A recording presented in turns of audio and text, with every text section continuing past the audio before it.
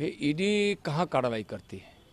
जहाँ कहीं न कहीं घोटाला होता है, भ्रष्टाचार होता है, अनियमितता होती है, तो जो करेगा उसके पास तो ईडी जाएगा ही। ईडी कानून के हिसाब से काम करती है, तो क्या भ्रष्टाचार करने वाले, घोटाला करने वालों को कानून छूट दे दे?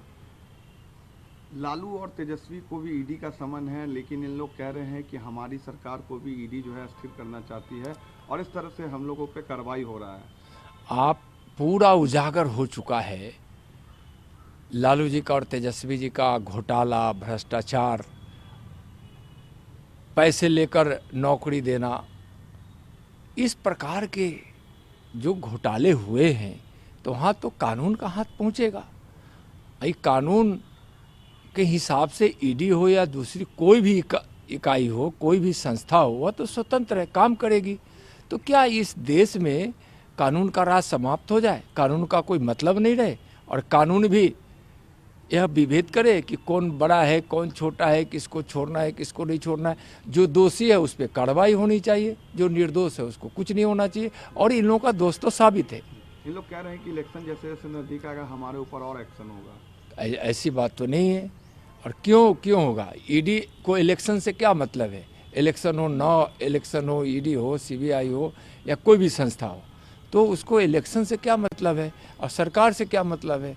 जो भ्रष्टाचार करेगा, जो गलत करेगा, जो अपराध करेगा, उसके पास कानून पहुंचेगी। नीतीश जी को लेकर सर खबरें चल रही थी कि उन्हें कन्वेनर बनाया जाएगा, मीटिंग भी होने वाली थी कांग्रेस पार्टी से, ना मीटिंग हुई ना उन्हें अभी तक कन्वेनर बनाया गया है। अब देखिए, हम मामला तो उनका है, लेकिन नीतीश जी को अब समझ में आ गया है कि उनको जो धोखा देकर और उनको हसीन सपने दिखाकर लालू जी, आरजेडी के लोग और उनके ही पार्टी के कुछ लोग जो बीजेपी से अलग करा दिए थे, अब उनको समझ में आ रहा है कि हमको हसीन सपना दिखाया गया था।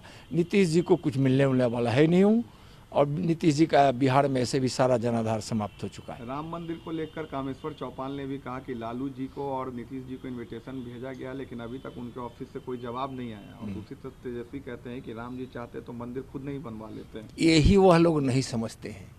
यह राम के लिए कह सकते हैं, लेकिन उनको हिम्मत है तो किसी दूसरे के लिए कह कर देखे। हिम्मत है उनको तो किसी दूसरे के लिए कह के देखे। राम का मतलब नहीं समझते हैं, धर्म का मतलब नहीं समझते हैं, मर्यादा का मतलब नहीं समझते हैं।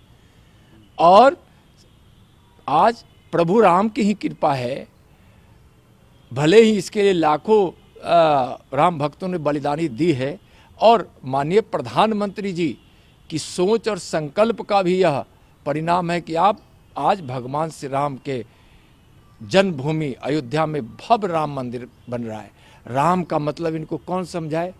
और यह सब वोट के लिए बोल रहे हैं। वह भी जानते हैं कि राम का मतलब क्या है, राम का महत्व क्या है, भारतवासियों के दिलों में राम का स्थान क्या है, कितनी श्रद्धा है, लेकिन वोट के लिए ये लोग कुछ भी कर सकते हैं।